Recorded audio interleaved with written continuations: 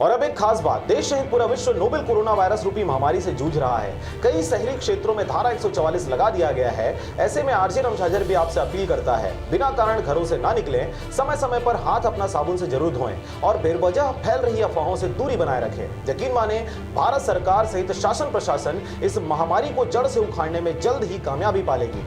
धन्यवाद।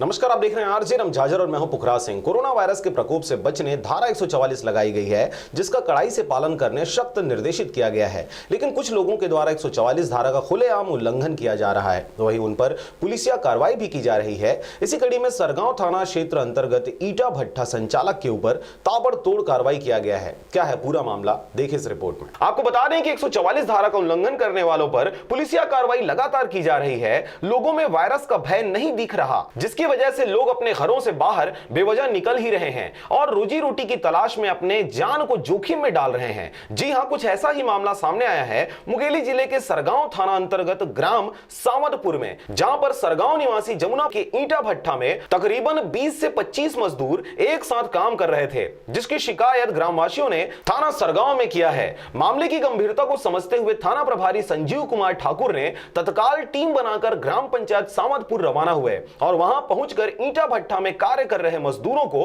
फटकार लगाते हुए समझाइश दिया और साथ ही ईटा भट्टा संचालक जमुना के ऊपर आईपीसी की धारा 188 पंजीबद्ध कर मामले को जांच कर कार्रवाई में लिया गया है।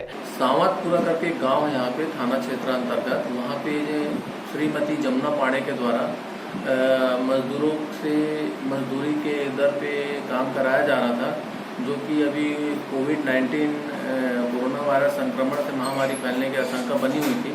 गांव से सूचना प्राप्त होने पर श्रीमती जमुना पाड़े को थाना लेके आया गया और 188 की कार्रवाई की गई।